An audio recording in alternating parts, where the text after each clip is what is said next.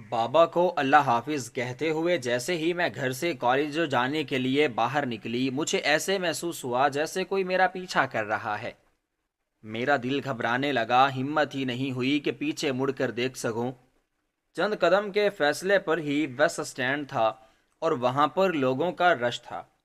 لوگوں کی موجودگی میں میں نے ایک بار مڑ کر دیکھا تو وہ کوئی لڑکا تھا جس نے ماسک پہن کر اپنے چہرے کو چھپایا ہوا تھا۔ اس کا قد تقریباً 6 فٹ تھا۔ حلیے سے تو اچھے گھرانے کا لگ رہا تھا، لیکن میرا پیچھا کیوں کر رہا تھا؟ اس بات نے مجھے تعجب میں ڈالا ہوا تھا۔ بہرحال میرے پیچھے مڑ کر دیکھنے پر وہ لڑکا رک گیا اور انجان بنتے ہوئے ایسے ظاہر کرنے لگا جیسے وہ میرا پیچھا ہی نہ کر رہا ہو۔ حالانکہ جیسے ہی میں گھر سے نکلی تھی، گھر سے بس اسٹینڈ تک آنے تک وہ لڑکا میرا پیچھا کرتا آیا تھا۔ میں جہاں رکتی وہاں رک جاتا۔ یہ پہلی بار ہوا تھا، اس لیے میں نے نظر انداز کر دیا۔ مجھے نہیں معلوم تھا کہ کل کو یہی میرے گلے کا پھندا بننے والا ہے۔ بس اسٹینڈ پر آ کر میں نے سکون کی سانس لی، جلدی سے بوتل نکال کر پانی پیا اور کرسی پر ڈھیسی گئی۔ بس کا مجھے شدت سے انتظار تھا، کیونکہ وہ لڑکا سڑک کے اس پار کھڑا مجھے مسلسل گھورے جا رہا تھا۔ اس کی نظریں مجھے اپنے جسم پر محسوس ہو رہی تھیں۔ میرے اوپر ایک کپ کپی طاری ہو گئی تھی۔ سمجھ نہیں آ رہا تھا کہ گھر واپس چلی جاؤں یا کالج چلی جاؤں۔ گھر جانے کا تو سوال ہی پیدا نہیں ہونا تھا، کیونکہ گلی اس ٹائم سنسان ہوتی تھی، اور ایسے میں جب کوئی انسان میرا پیچھا کر رہا ہے تو میں نے اکیلے جانا مناسب نہیں سمجھا اور اللہ کا نام لے کر بس میں سوار ہو گئی۔ ابھی میں اپنی سیٹ پر بیٹھی ہوئی تھی جب سامنے والی سیٹ پر وہ لڑکا مجھے بیٹھا ہوا نظر آیا۔ میں ڈر گئی۔ مجھے لگا شاید وہ میرا پیچھا کر رہا ہے، لیکن کوئی میرا پیچھا کیوں کرے گا؟ اس سوال نے مجھے اس لڑکے کو نظر انداز کرنے پر مجبور کر دیا۔ کالج پہنچتے ہی میں نے مڑ کے بھی نہیں دیکھا۔ مجھے اپنے نام کی پکار سنائی دے رہی تھی، لیکن میں اتنی ڈری ہوئی تھی کہ ایک سیکنڈ کے لیے بھی نہیں رکنا چاہتی تھی۔ جلدی سے بھاگتے ہوئے میں کالج میں داخل ہو گئی۔ تبھی کسی نے میرے کندھے پر ہاتھ رکھا تو میں اچھل کر 2 قدم دور ہوئی۔ پیچھے مڑ کر دیکھا تو میری دوست ہینا کھڑی ہوئی تھی۔ وہ کہنے لگی، اتنے وقت سے تمہیں بلا رہی ہوں، تمہیں سمجھ نہیں آ رہا کیا؟ وہ پھولی ہوئی سانسوں کے ساتھ سوال مجھ سے کر رہی تھی، جبکہ میں تو اپنے ہوش و حواس میں ہی نہیں تھی۔ زندگی میں پہلی بار ایسا ہوا تھا، اور اس بات نے میرے دل میں ڈر کو برے طریقے سے بٹھا دیا تھا کہ میں اپنے ہی سائے سے اب ڈرنے لگی۔ اس آدمی کی آنکھوں میں کچھ ایسا تھا جس نے مجھے خوف زدہ کر دیا تھا۔ پریکٹیکل کے دوران میری سوچیں اس آدمی کے ارد گرد گھومتی رہیں۔ مجھے ایسے محسوس ہو رہا تھا جیسے میں نے اس آدمی کو پہلے بھی کبھی دیکھا ہے، لیکن کہاں؟ یہ مجھے یاد نہیں آ رہا تھا۔ سارا دن کالج میں مغز ماری کرنے کے بعد تھوڑی ہی دیر میں اس آدمی کو بھول گئی، کیونکہ پریکٹیکل شروع ہو چکا تھا۔ اب تو سر کھجانے کی بھی فرصت نہیں تھی۔ شدید گرمی میں نقاب کر کے میرا دم گھٹ رہا تھا۔ پیاس سے تو مانو گلے میں کانٹے اگائے تھے۔ آج گرمی کی شدت پچھلے کچھ دنوں سے زیادہ تھی۔ کالج میں پریکٹیکل تھا، اس لیے دیر سے چھٹی ہوئی۔ سارا دن لائٹ ہی نہیں آئی۔ اندھیرے اور گرمی میں پریکٹیکل دینے کے بعد میری حالت شدید خراب تھی۔ میری ایک کلاس فیلو تو گرمی کی شدت نہ برداشت کرتے ہوئے بے ہوش ہو چکی تھی۔ سارا دن کی تھکان میرے چہرے پر طاری تھی۔ لہجے میں اتنی تھکاوٹ بسی ہوئی تھی کہ میری کلاس فیلو رب دب جب میرے ساتھ آ کر بیٹھتی تو میں نے اس کے سوال کا جواب تک نہیں دیا اور باہر دیکھنے لگی۔ تبھی مسلسل میرا موبائل بجنے لگا۔ کوئی ان نون نمبر تھا۔ میں نے اس نمبر کی کال کاٹ دی اور پھر آنکھیں موند لیں۔ لیکن اس انسان نے تو جیسے قسم کھا لی تھی کہ جب تک میں کال نہیں اٹھاؤں گی تب تک وہ کرتا رہے گا۔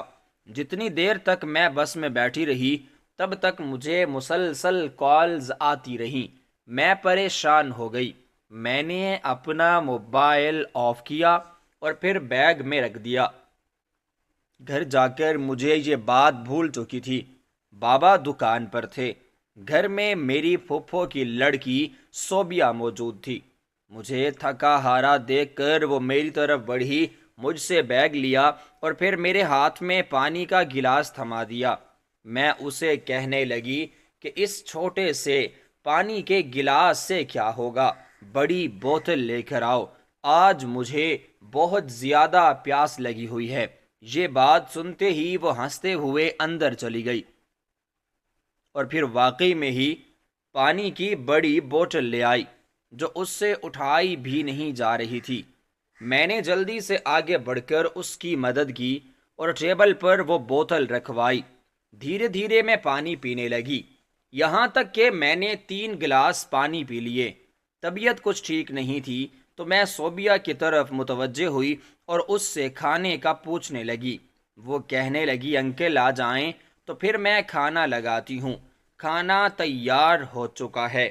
اس کی بات سن کر میں نے گھڑی پر ٹائم دیکھا تو بابا کے آنے میں ابھی پورے 30 منٹ باقی تھے۔ میں نے سوچا جلدی سے نہا لوں، فریش ہو کر پھر کھانا کھاؤں گی۔ میرے ذہن سے مسلسل آنے والی کال نکل چکی تھی، ورنہ گھر آ کر میں اس انسان کو خوب بے عزت کرتی جو مسلسل مجھے کال کر رہا تھا۔ میں نہا کے باہر نکلی تو ایک پرچی پتھر میں لپٹی ہوئی میری کھڑکی سے بیڈ پر آ گری۔ میں تو بہت زیادہ ڈر گئی اور میں نے زور سے چیخ مار دی۔ میری چیخ کی آواز سن کر صوبیہ بھی ڈر گئی۔ اس نے کچن سے ہی آواز لگائی کہ سب ٹھیک تو ہے نا؟ میں نے اسے کہا کہ ہاں میں ٹھیک ہوں۔ دھڑکتے دل کے ساتھ جلدی سے میں کھڑکی کی جانب بڑھی اور دیکھنے لگی کہ کس نے یہ جرت کی ہے کھڑکی سے پرچی اندر پھینکنے کی، لیکن وہاں کوئی بھی نہیں تھا۔ شاید میری کھڑکیوں تک پہنچنے سے پہلے ہی وہ غائب ہو چکا تھا۔ بابا بھی اس وقت گھر پہ موجود نہیں تھے۔ مجھے لگا جو آدمی میرا پیچھا کر رہا تھا یہ اسی کی حرکت ہو سکتی ہے، اس لیے ڈر کے مارے میں جلدی سے صحن میں گئی اور گیٹ کو میں نے اچھے سے بند کیا اور پھر گھر کے سارے دروازے اور کھڑکیاں اچھے سے بند کر لیں اور صوبیہ کو بھی کہہ دیا کہ جب تک میں نہ کہوں تب تک دروازہ نہ کھولنا۔ وہ بیچاری میرے اس اقدام پر بہت زیادہ حیران رہ گئی۔ مجھے ڈرا ہوا دیکھ کر وہ بھی ڈر رہی تھی۔ میں نے خود کو ریلیکس کیا اور جلدی سے کمرے میں چلی گئی اور وہ پرچی کھولی۔ سامنے لکھا ہوا تھا میری کال اٹھاؤ، اگر تم نے میری کال نہ اٹھائی تو تمہارا جو نقصان ہوگا اس کی ذمہ دار بھی تم خود ہوگی۔ یہ دھمکی سن کر میں ڈر گئی تھی۔ میں بابا کو پریشان نہیں کرنا چاہتی تھی کیونکہ وہ پہلے سے ہی بہت زیادہ پریشان تھے۔ دن بدن کاروبار نقصان میں جا رہا تھا۔ میں اس معاملے کو خود حل کرنا چاہتی تھی۔ پرچی پڑھنے کے بعد میں نے جیسے ہی موبائل نکالا اور اسے آن کیا تو اسی نمبر سے پھر سے کال آنے لگی۔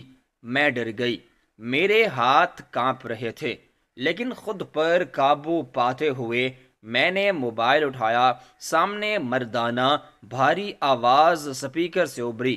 بغیر سوال جواب کیے وہ آدمی کہنے لگا اپنے گھر اور ارد گرد کے لوگوں پر توجہ دو، تم بہت جلد ایک بہت بڑا نقصان اٹھانے والی ہو۔ تم چاہو تو اس نقصان سے بچ سکتی ہو، مگر تمہیں اس کے بدلے بہت بڑی قربانی دینی پڑے گی۔ یہ بات سن کر میں ڈر گئی اور پھر بغیر سوچے سمجھے میں نے موبائل بند کر کے دراز میں لا کے رکھ دیا۔ فوراً نیچے آ کر میں صوبیہ کے پاس گئی جو گھر میں موجود ہی نہیں تھی۔ ابھی تو میں اس کو کچن میں چھوڑ کر گئی تھی، ابھی ابھی وہ کہاں گئی؟ اس بات نے مجھے سوچ میں ڈال دیا۔ میرے دل کی دھڑکن بڑھنے لگی۔ مجھے لگا ہم دونوں کے علاوہ کوئی اور بھی گھر میں موجود ہے۔ دبے پاؤں میں نے کچن سے چاقو اٹھا لیا اور دوپٹے میں چھپاتے ہوئے گھر کا جائزہ لینے لگی، لیکن صوبیہ مجھے کہیں بھی دکھائی نہ دی تو میں ڈر گئی اور پولیس کو فون کرنے ہی والی تھی جب صوبیہ مجھے بابا جان کے کمرے سے نکلتی ہوئی دکھائی دی۔ میں جلدی سے خود کے ڈر پر قابو پاتے ہوئے اس کی جانب بڑھی اور اس پر چلاتے ہوئے پوچھنے لگی کہ تم کہاں تھی؟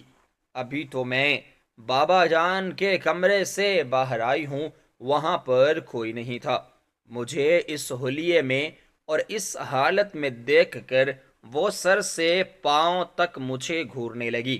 اس کے چہرے کے تاثرات جو تھے وہ اتنے سرد تھے، ایک پل کو تو مجھے اسی سے ہی خوف محسوس ہوا، لیکن دوسرے پل اس کے تاثرات کا مقابلہ کرتے ہوئے میں نے اسے ایک گھوری سے نوازا۔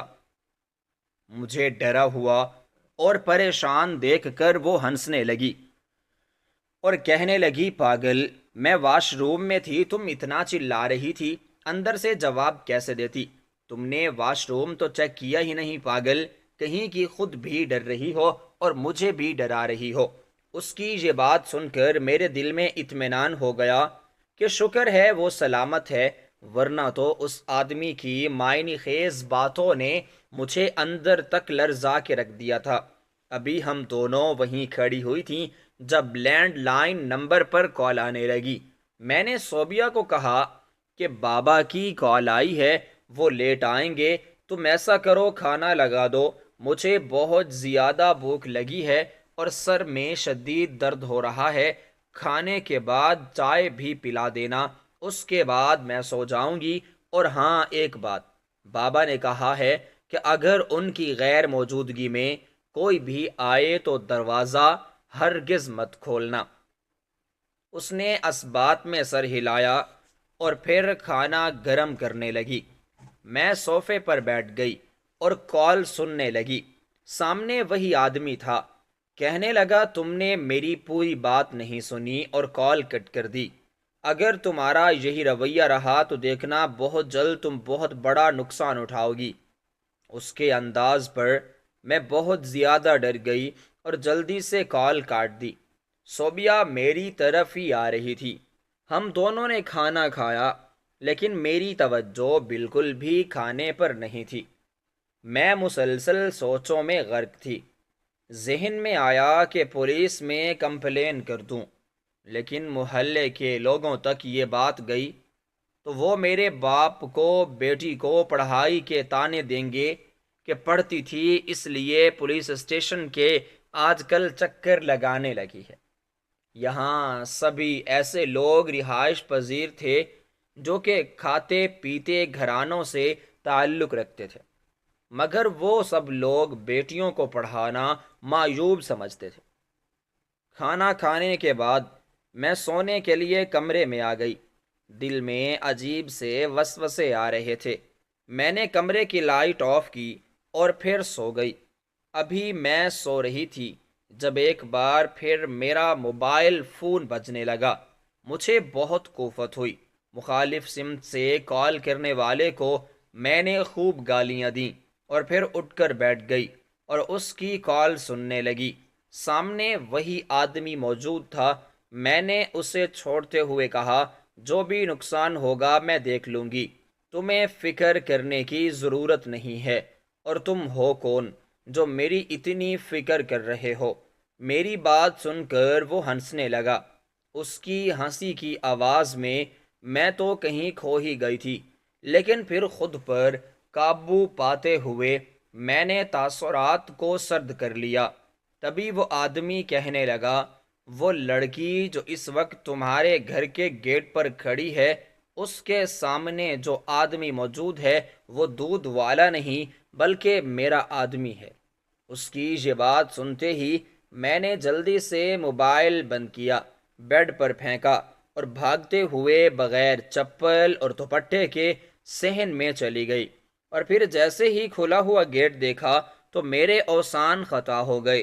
یقیناً صوبیہ تھی جو باہر گئی ہوئی تھی، وہ دودھ والے سے دودھ لے رہی تھی۔ مجھے بھاگتے ہوئے اس حلیے میں دیکھا تو حیران ہو گئی، کیونکہ میں تو کبھی حجاب اور نقاب کے بغیر گھر سے نہیں نکلتی تھی، اور ابھی دودھ والے کے سامنے بغیر دوپٹے کے آ گئی تھی۔ اس کی اس طرح کی نظروں پر میں جلدی سے ایک طرف کو ہو گئی، اور گیٹ کے آگے خود کو چھپاتے ہوئے میں اس آدمی کو گھورنے لگی۔ اس کی آنکھیں لال انگارہ ہو رہی تھیں، اس کے چہرے پر فرعونیت چھائی ہوئی تھی۔ وہ عجیب سی نظروں سے صوبیہ کو سر سے پاؤں تک گھور رہا تھا۔ مجھے تو بہت ہی عجیب لگا۔ بابا بھی بہت زیادہ پریشان تھے۔ انہوں نے مجھ سے کہا تھا کہ ان کی غیر موجودگی میں کوئی بھی دروازہ بجائے تم لوگوں نے باہر نہیں نکلنا۔ مجھے صوبیہ پر بہت زیادہ غصہ آ رہا تھا۔ وہ اتنی زیادہ غیر ذمہ دار کیسے ہو سکتی تھی؟ کیا اس کے نزدیک بابا کے کہے ہوئے الفاظ کی کوئی اہمیت نہیں تھی؟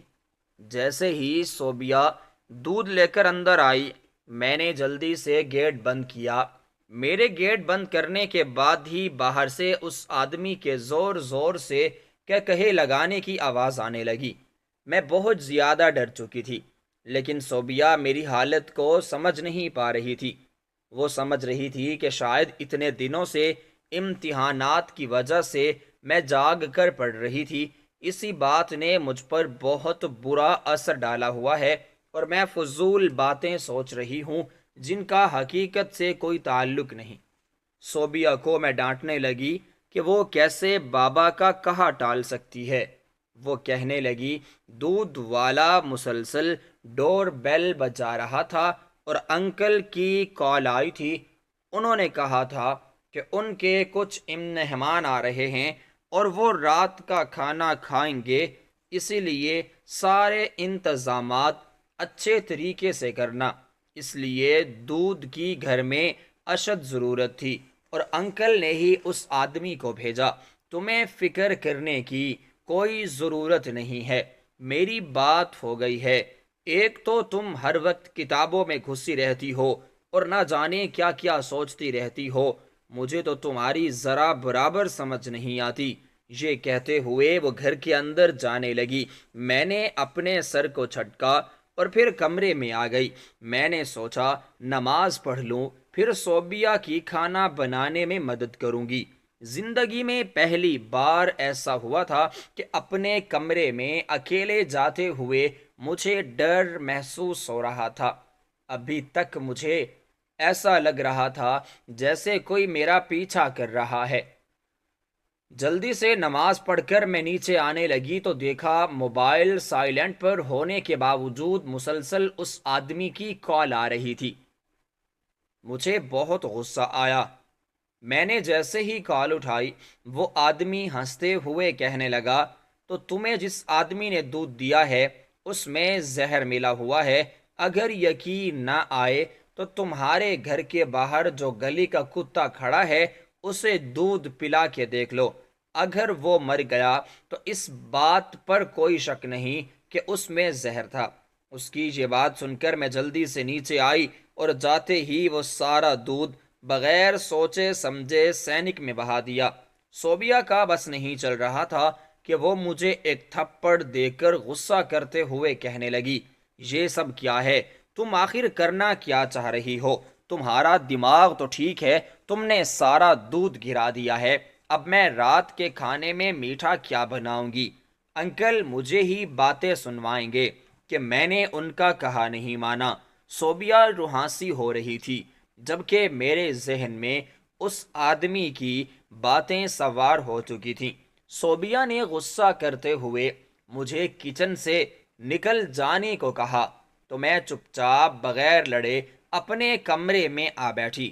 شاید تھکاوٹ کی وجہ سے اور ٹینشن کی وجہ سے مجھے ایسی نیند آئی کہ صبح اٹھی تو اذان ہو رہی تھی۔ نماز پڑھنے کے بعد بھوک نے ستایا تو دبے پاؤں میں کچن میں چلی آئی۔ کھانا کھانے کے بعد میں جیسے ہی اپنے کمرے میں گئی، ایک بار پھر موبائل بج رہا تھا۔ میرا دل کیا یا تو میں اپنا سر دیوار میں دے ماروں یا اس موبائل کو آگ لگا دوں۔ اس موبائل نے میرا جینا حرام کیا ہوا تھا۔ میں نے سوچا کہ کال اٹینڈ نہیں کرتی۔ میں مسلسل کال کاٹنے لگی اور وہ آدمی کال کرتا رہا۔ میں نے جیسے ہی واٹس ایپ اوپن کی، وہاں ایک ویڈیو دکھائی دی جس میں کچن میں بیٹھ کر کھانا کھا رہی تھی۔ میرے دل میں خوف بھر گیا کہ آخر اس آدمی کے پاس وہ ویڈیو کہاں سے آئی۔ میں جلدی سے ارد گرد دیکھنے لگی اور پھر ڈر کے مارے کمبل میں چھپ گئی۔ میری ہمت ہی نہیں ہو رہی تھی کہ بابا کو کال کر کے بتاؤں یا پھر ان کے کمرے میں جاؤں۔ صوبیہ اپنے کمرے میں سوتی تھی، مجھے رات دیر تک پڑھنا ہوتا تھا، وہ ڈسٹرب ہوتی تھی، اس لیے ہم دونوں الگ الگ کمروں میں شفٹ ہو گئیں۔ اگلے روز شدید بخار ہونے کے باوجود میں کالج گئی۔ گھر سے نکلتے ہی میں نے ارد گرد کا جائزہ لیا۔ گلی میں کوئی بھی موجود نہیں تھا۔ بڑے بڑے قدم اٹھاتے ہوئے میں جلدی سے بس سٹینڈ پر پہنچی اور پھر وہاں سے کالج۔ وہ آدمی مجھے کہیں بھی نظر نہیں آیا، اور وہ بھی ویڈیو دیکھنے کے بعد سے تو ایسے غائب ہو گیا۔ میں نے شکر ادا کیا۔ کالج سے چھٹی ہوئی تو میں بس میں آ کر بیٹھ گئی۔ طبیعت خرابی کی وجہ سے میں نے آنکھیں موندی ہوئی تھیں۔ مجھے نہیں معلوم کہ میرے ارد گرد کون لوگ بیٹھے تھے۔ ابھی میں نے آنکھیں موند کر کرسی کی پشت سے ٹیک لگائی تھی جب پچھلی سیٹ سے کوئی اٹھا اور میرے کان کے قریب آتے ہوئے کہنے لگا، بہت جلد تم بہت بڑا نقصان اٹھاؤ گی۔ اس کی یہ بات سن کر میں ہڑبڑا کر اٹھ بیٹھی۔ خوف کے مارے میری سانسیں پھولی ہوئی تھیں۔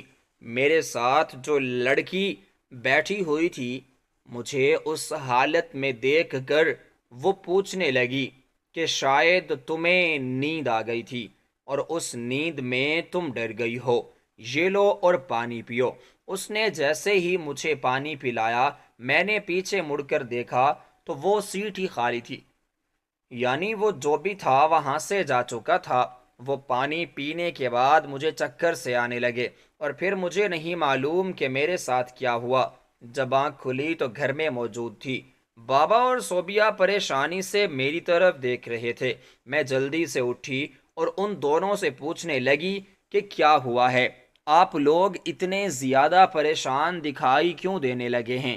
وہ کہنے لگے کہ تم بس میں ہی بے ہوش ہو گئی تھی۔ وہ تو شکر کرو ہمارے محلے کی شبانہ آنٹی وہاں پر موجود تھیں، انہوں نے تمہیں بے ہوشی میں دیکھا تو فوراً بابا کو کال کر دی اور پھر وہ تمہیں گھر لے آئے۔ ڈاکٹرز کا کہنا ہے کہ تم سٹریس کی وجہ سے بے ہوش ہوئی ہو۔ بیٹی، ایسی کون سی بات ہے جس کی تم نے اتنی زیادہ ٹینشن لی ہوئی ہے؟ مجھے بتاؤ، تمہارا بابا ابھی زندہ ہے؟ بابا کی بات سن کر میں ان کے گلے سے لگ گئی۔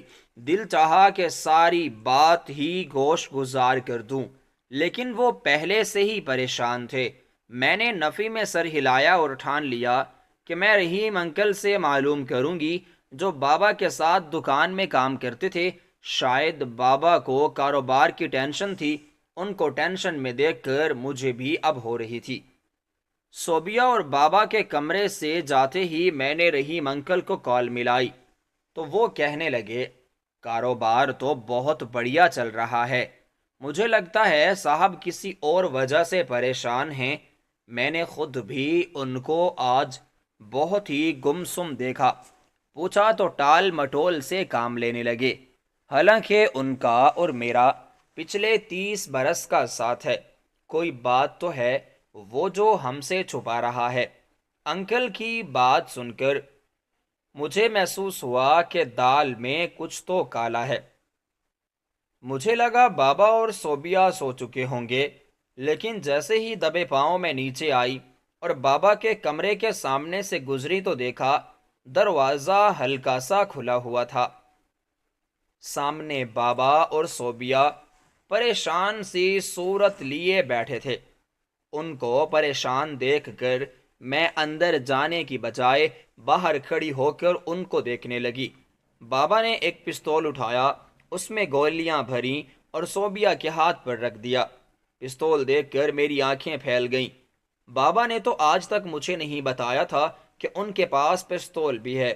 صوبیہ نے جلدی سے وہ پستول اپنے دوپٹے میں چھپا لیا۔ مجھ سے رہا نہیں گیا تو میں نے دروازہ بجاتے ہوئے اندر داخل ہونے کی کوشش کی۔ بابا اور صوبیہ کے چہرے پر ہوائیاں اڑی ہوئی تھیں، شاید ان کو میرا آنا ناگوار گزرا تھا۔ میں نے بغیر کچھ ظاہر کیے بابا کو گلے لگایا اور پھر صوبیہ سے کہنے لگی کہ مجھے ایک کپ چائے بنا دو، میری طبیعت خراب ہے، اپنے کمرے میں اکیلی نہیں سو سکتی، اس لیے تمہارے ساتھ سو جاتی ہوں۔ اس بات پر صوبیہ بہت زیادہ پریشان ہو گئی۔ اس کو دیکھ کر مجھے لگا کہ میرا منصوبہ کام کر رہا ہے۔ میں بابا اور صوبیہ سے اگلوانا چاہتی تھی کہ آخر معاملہ کیا ہے، وہ لوگ کس بات پر اس قدر پریشان ہیں۔ تبھی رات گئے تک ہم بابا کے ساتھ گفتگو کرتے رہے۔ جیسے ہی میں نے سونے کا ٹائم ہوا، صوبیہ مجھے لے کر اپنے کمرے میں آ گئی۔ اس نے اپنے ہاتھ باندھے ہوئے تھے، مجھے لگا کہ وہ مجھ سے پستول چھپا رہی ہے۔ میں تو اس کے کمرے میں بیڈ پر آ کر بیٹھ گئی، لیکن وہ واش روم چلی گئی۔ پھر جب آئی تو اس نے کپڑے تک تبدیل کر لیے تھے۔ میں نے اس بات کو بڑی شدت سے محسوس کیا۔ میرے ذہن میں بہت سے سوال کھلبلی مچائے ہوئے تھے۔ رات کا نہ جانے کون سا پہر تھا جب اچانک میری آنکھ کھلی۔ کمرے میں ہلکی ہلکی روشنی سی پھیلی ہوئی تھی۔ میرا ہاتھ صوبیہ کی جگہ پر لگا تو یہ جان کر مجھے جھٹکا لگا کہ وہ بیڈ پر موجود نہیں تھی۔ میں ڈر گئی اور جلدی سے کمرے کی لائٹ آن کیے بغیر موبائل فون کی ٹارچ سے واش روم کا دروازہ کھٹکھٹایا تو وہ کھلتا ہی چلا گیا۔ اس سے پہلے کہ میں باہر جاتی اور صوبیہ کو ڈھونڈتی، سامنے کھڑکی سے میں نے دیکھا کہ صوبیہ صحن میں کھڑی کسی آدمی سے بات کر رہی ہے۔ پہلی نظر میں مجھے لگا کہ بابا ہیں، مگر دوسرے ہی پل مجھے پہلے سے بھی زیادہ شوق لگا جب اس آدمی کا چہرہ واضح ہوا۔ وہ کوئی اور نہیں، وہی انسان تھا جس نے کتنے دنوں سے مجھے پریشان کیا ہوا تھا۔ میں سوچ میں پڑ گئی کہ آخر ان دونوں کا کیا کنیکشن ہے۔ صوبیہ کا اس طرح رات کو اس آدمی سے ملنا مجھے اچنبے میں ڈال گیا تھا۔ میں سوچ بھی نہیں سکتی تھی کہ صوبیہ اس سے ملی ہوئی ہے۔ اب شک کے دائرے میں نہ صرف وہ آدمی تھا بلکہ میری بہن، میری سہیلی صوبیہ بھی تھی۔ اس کو اس آدمی کے ساتھ دیکھ کر مجھے بہت برا لگا تھا، دل میں ایک درد سا اٹھا تھا، لیکن میں نے سوچ لیا کہ میں معلوم کر کے ہی رہوں گی کہ وہ آدمی آخر کون ہے اور وہ صوبیہ سے کیوں ملا، ان کے درمیان کیسا رشتہ ہے۔ ان گنت سوالات تھے۔ تبھی وہ آدمی دیوار سے کود کر باہر کو چلا گیا، جبکہ صوبیہ کمرے کی جانب بڑھی۔ میں جلدی سے اپنی آنکھیں موند کر بیڈ پر لیٹ گئی۔ صبح میری آنکھ کھلی تو صوبیہ کمرے میں موجود نہیں تھی۔ کمرے کا دروازہ کھلا ہوا تھا اور کچن سے کھانے کی خوشبو آ رہی تھی۔ آج بابا اور مجھے چھٹی تھی، لگتا تھا صوبیہ کچھ خاص بنا رہی ہے، لیکن سچ کہوں تو اس وقت وہ مجھے اتنی اچھی نہیں لگ رہی تھی جیسے پیاری لگتی تھی۔ اس کے سامنے آتے ہی میرے ذہن میں بہت سے سوال گردش کرنے لگتے۔ یہی وجہ تھی کہ بغیر کھانا کھائے میں اپنی دوست حفصہ کے گھر چلی آئی، جو اسی محلے میں رہتی تھی۔ کافی دیر اس کے ساتھ وقت بتانے کے بعد جب میں گھر کی طرف بڑھی تو ایک بار پھر مجھے لگا کہ کوئی میرا پیچھا کر رہا ہے۔ میں نے مڑ کر دیکھا تو کوئی بھی نہیں تھا۔ وہم خیال کرتے ہوئے میں گھر میں داخل ہو گئی۔ نہ تو بابا گھر پر تھے نہ ہی صوبیہ، اور گھر کو تالا بھی نہیں لگا ہوا تھا۔ وہ لوگ ایسے کیسے جا سکتے تھے؟ اگر گھر میں کوئی چور داخل ہو جاتا تو پھر مجھے بہت غصہ آنے لگا۔ پہلے ہی اس آدمی نے میرے دل میں خوف بٹھا دیا تھا۔ اب تو مجھے اپنے سائے سے بھی ڈر لگتا تھا۔ میں ڈرتے ڈرتے اپنے کمرے میں آئی تو میرا کمرہ برے طریقے سے بکھرا ہوا تھا، یعنی سب کی غیر موجودگی میں کوئی یہاں آیا تھا۔ میں نے جلدی سے بغیر کوئی وقت ضائع کیے بابا کو کال کی تو وہ کہنے لگے پریشان مت ہو بیٹا، میں ابھی آ رہا ہوں۔ میرے کال کرنے کے 5 منٹ بعد ہی بابا آئے۔ اس کے 15 منٹ بعد صوبیہ کچن کے سامان سے لدی ہوئی گھر میں داخل ہوئی۔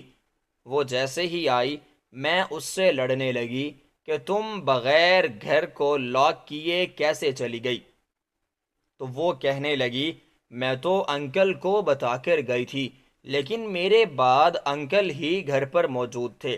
بابا کہنے لگے میں یہیں پاس میں گلی کی نکڑ والی دکان پر گیا تھا، میں نے گھر کو لاک لگانا ضروری نہیں سمجھا۔ میں انہیں بتانے لگی کہ گھر میں کوئی آیا تھا، میرے سارے کمرے کا سامان بکھرا ہوا ہے۔ میرے اس خوف کو محسوس کرتے ہوئے بابا ہنسنے لگے اور کہنے لگے بیٹی پریشان مت ہو، زبیدہ کام والی آئی تھی، اس کو میں نے کہا تھا کہ تمہارے کمرے کی صفائی کر دے، تمہارا کمرہ کم اور اسٹور روم زیادہ لگتا ہے، وہی ہوگی۔ پھر اس کے بیٹے کا ایکسیڈنٹ ہو گیا تو وہ جلدی میں چھٹی لے کر چلی گئی، شاید اسی نے ہی سارا سامان بکھیرا ہوگا۔ فکر مت کرو، سب ٹھیک ہو جائے گا، صوبیہ تمہاری مدد کروا دے گی۔ زبیدہ کے بیٹے کو کچھ زیادہ چوٹ لگی ہے تو وہ نہیں آئے گی، اس کے بیٹے کا سر پھٹا ہے، میں نے اسے چھٹی دے دی ہے، تم دونوں آج یہ سب مینج کر لینا۔ بابا یہ کہتے ہوئے اپنے کمرے کی طرف بڑھ گئے، جبکہ مجھے کچھ دال میں کالا محسوس ہونے لگا۔ ان دونوں کا رویہ دن بدن عجیب ہوتا جا رہا تھا۔ میں تو خود کو نفسیاتی مریض سمجھنے لگی تھی۔ صوبیہ کچن میں چلی گئی تو میں بھی اپنے کمرے میں آ گئی۔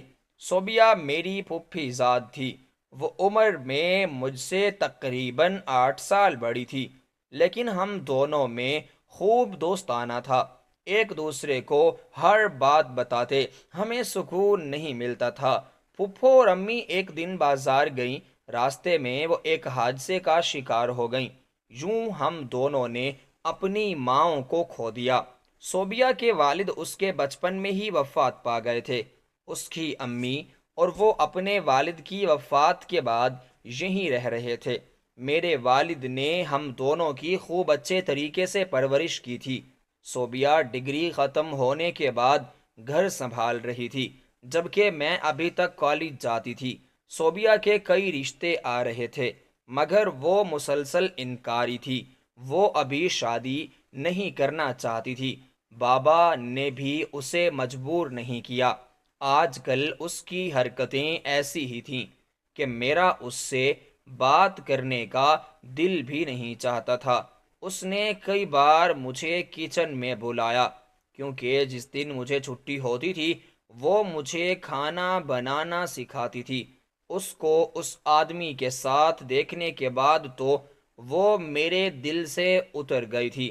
اس سے پوچھنے کی ہمت بھی نہیں ہو رہی تھی، کیونکہ وہ جو سچ بتاتی وہ میرے پیروں تلے سے زمین کھینچ لیتا۔ اگلے کچھ روز تک میں نے بیماری کا بہانہ بنا کر صوبیہ سے کوئی بات نہیں کی، اور اس بات کو بڑی شدت سے محسوس کر رہی تھی۔ مجھے معلوم تھا کہ اسے سب کچھ سمجھ آ چکا ہے۔ کافی دنوں سے اس آدمی کی بھی دیکھ بھال نہیں آئی۔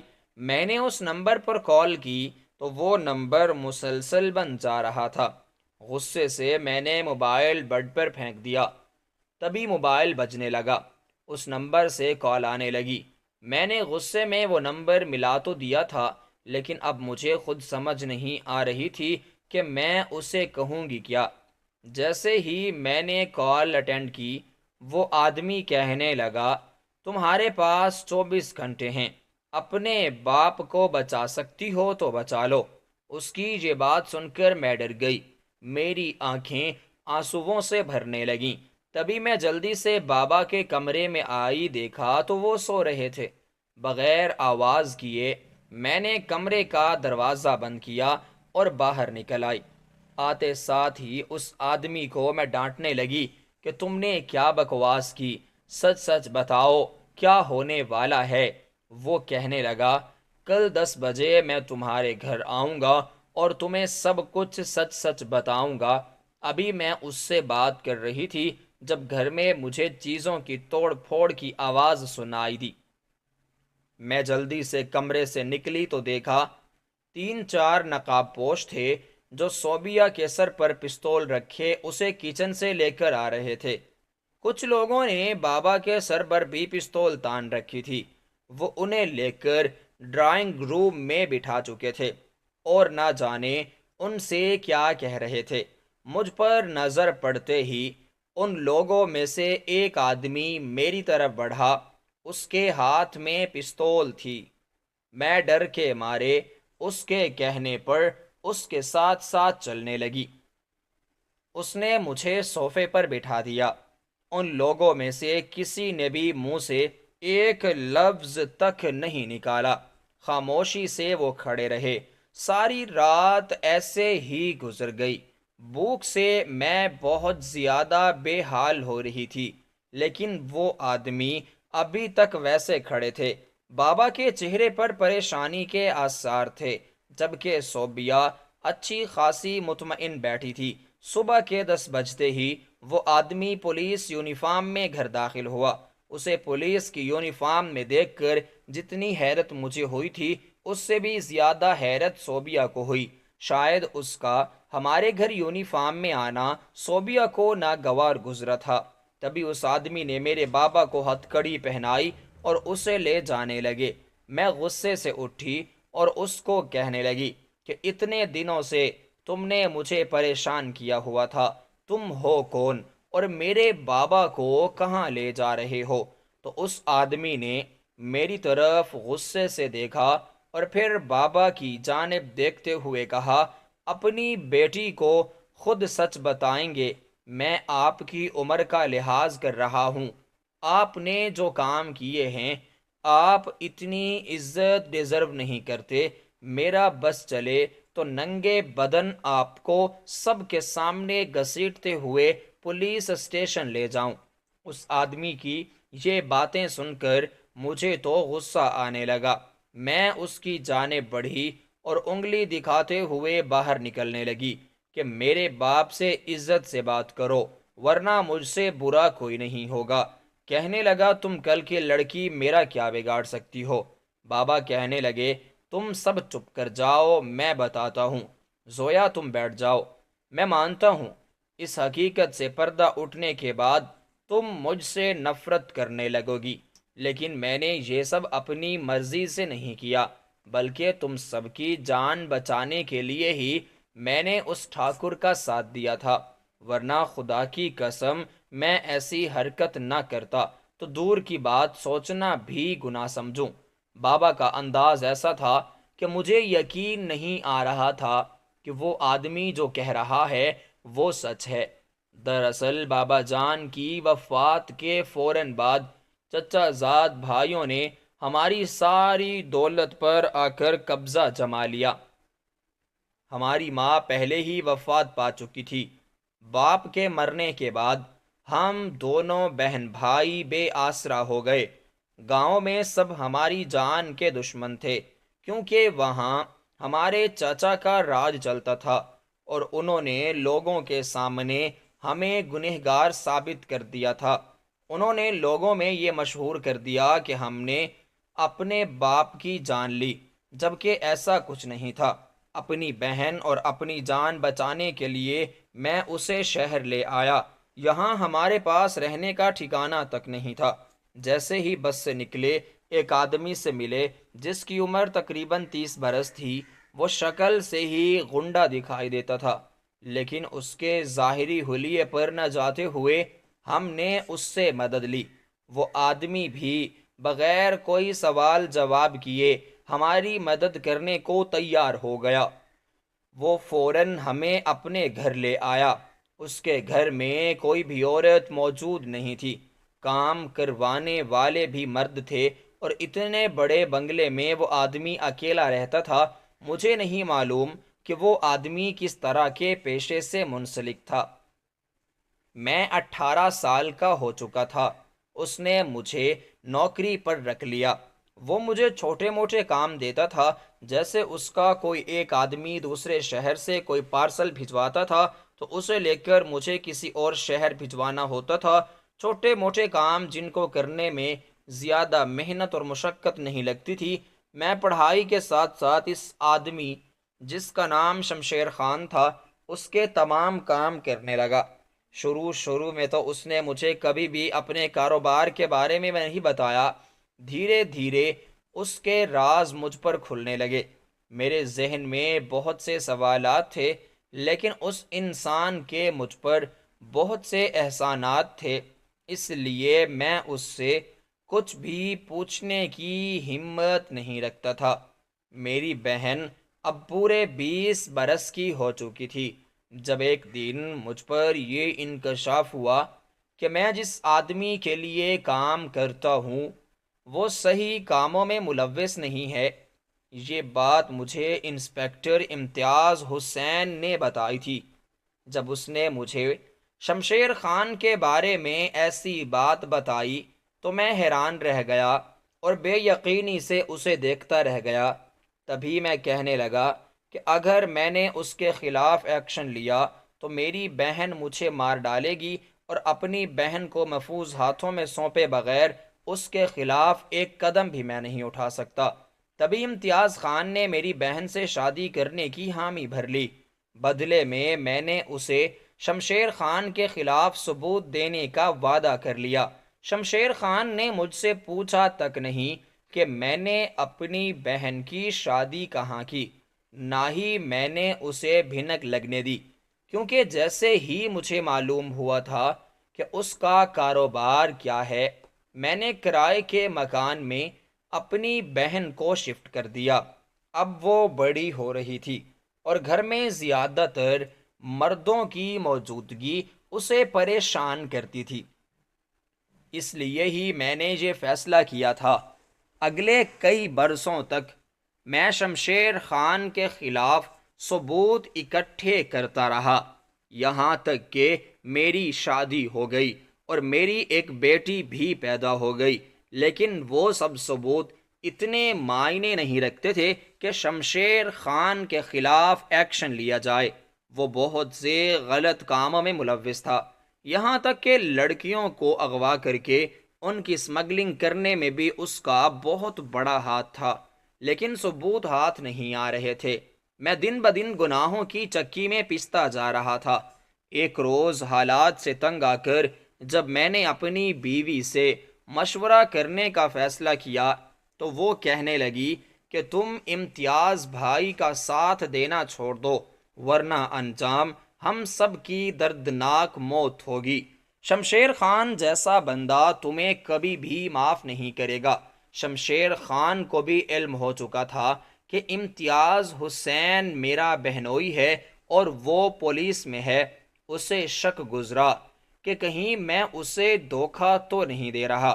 مجھے آزمانے کے لیے اس نے امتیاز حسین سے ملنے کی بھی رٹ لگا دی۔ مجبوراً مجھے اسے امتیاز حسین سے ملوانا پڑا۔ اس نے اپنے گھر میں ہمیں دعوت پر بلایا تھا۔ وہاں سے جب ہم سب واپس آئے، امتیاز خان کی طبیعت بگڑی اور پھر وہ رضائے الہی سے وفات پا گیا، لیکن حقیقت میں اسے زہر دیا گیا تھا، اور یہ کام کسی اور کا نہیں شمشیر خان کا تھا۔ جیسے ہی مجھے اس بات کا علم ہوا تو میں نے شمشیر خان کے لیے کام کرنا چھوڑ دیا۔ اس نے بظاہر تو مجھے کام چھوڑنے کی اجازت دے دی، لیکن اندر سے وہ راضی نہیں تھا۔ وہ بار بار مجھے اس کام میں رہنے کی آفر کر رہا تھا اور دھمکیاں دے رہا تھا کہ اگر تم نے میرا کام نہیں کیا تو میں تمہاری بہن اور بیوی کو مروا دوں گا اور کسی کو خبر بھی نہیں ہونے دوں گا کہ ان کے مرنے کے پیچھے کس کا ہاتھ ہے۔ پہل تو میں نے اس کی دھمکی سے ڈر گیا، لیکن پھر مجھے لگنے لگا کہ شاید وہ مجھے دھمکی دینے کے لیے ایسے بول رہا ہے، ورنہ میری بہن کو اس نے اپنے ہاتھوں سے پالا تھا، وہ بھلا اسے کیسے مار سکتا تھا؟ لیکن میرے انکار کرنے پر اس نے حادثہ ظاہر کرتے ہوئے میری بیوی فرخندہ اور میری بہن کو مروایا۔ پولیس کو لگتا تھا کہ میں اس کا دایاں بازو ہوں، اس لیے وہ میرے پیچھے پڑ گئے۔ امتیاز حسین کی موت کے بعد میری ہمت ہی نہیں ہوئی کہ میں وہ ثبوت پولیس کے حوالے کرتا، حالانکہ اس سے شمشیر خان کو جیل ہو سکتی تھی یا اسے پھانسی کی سزا بھی سنائی جا سکتی تھی۔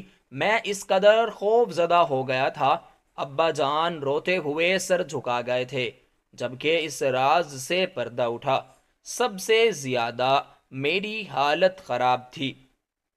بابا سر جھکائے بیٹھے تھے، تبھی صوبیہ کہنے لگی، ماموں جان مجھے معاف کر دیجئے، میں نے ہی وہ تمام ثبوت پولیس والوں کے حوالے کیے تھے۔ انسپیکٹر منتظم کا پلان تھا کہ وہ ثبوت زویا ہمیں نکال کر دے، لیکن پھر میں نے وہ ثبوت آپ کے کمرے سے ڈھونڈ کر منتظم کو دے دیے۔ یوں شمشیر خان کو پھانسی کی سزا ہو گئی، لیکن آپ بھی ان کے ساتھ غلط کاموں میں ملوث تھے، اس لیے کچھ عرصے کی سزا آپ کو بھی ہوگی۔ حالانکہ آپ نے پولیس کی بہت مدد کی اور آپ اس پیشے میں اپنی مرضی سے نہیں بلکہ لا علمی کی وجہ سے داخل ہوئے تھے۔ میں صوبیہ کو حیرت سے دیکھنے لگی۔ میں اٹھی اور اس کے منہ پر ایک تھپڑ مار دیا۔ اس سے روتے ہوئے کہنے لگی کہ میرے باپ نے ساری زندگی تمہیں پالا اور تم نے انہیں یہ صلہ دیا کہ بڑھاپے میں تم ان کی رسوائی کا سامان اکٹھا کر چکی ہو، کم از کم ان کی عمر کا ہی لحاظ کر لیا ہوتا، میں تمہاری شکل تک نہیں دیکھنا چاہتی۔ صوبیہ کہنے لگی، میں اپنے باپ کو انصاف دلانا چاہتی تھی اور اس کا مجرم شمشیر خان، اور شمشیر خان کے لیے کوئی اور نہیں ماموں جان ہی کام کرتے تھے۔ ہم ان کو لڑتا ہوا دیکھ کر بابا کہنے لگے، تم دونوں لڑو مت، میرے بعد اچھے سے رہنا، مجھے اپنے گناہوں کی سزا ملنے والی ہے۔ یہ کہہ کر بابا رکے نہیں بلکہ انسپیکٹر منتظم کے ساتھ جانے لگے۔ میں روتے ہوئے نیچے بیٹھ چکی تھی۔ میں سوچ بھی نہیں سکتی تھی کہ ایسا کچھ ہو جائے گا۔ تبھی صوبیہ میری جانب بڑھی، لیکن میں اسے دھکا دیتے ہوئے اپنے کمرے سے بھاگ گئی۔ اب ساری زندگی مجھے اس دکھ کے ساتھ گزارنی تھی کہ میں اپنے والد صاحب کو بچا نہیں سکی۔ میں صوبیہ سے نفرت محسوس کرنے لگی۔ بابا کو جیل ہو چکی تھی۔ ایک دن خبر آئی کہ قید میں ہی بابا انتقال کر گئے۔ ہم ان کا جست خاکی لینے گئے تو مجھ سے زیادہ صوبیہ رو رہی تھی، کیونکہ بابا کی موت کا ذمہ دار خود کو ٹھہرا رہی تھی۔ اب ہم دونوں نے اکٹھے زندگی گزارنی تھی، اس لیے میں نے اس سے صلح کر لی، کیونکہ میرے بابا یہی چاہتے تھے، ورنہ وہ اس قابل نہیں تھی کہ میں اس کو مخاطب بھی کرتی۔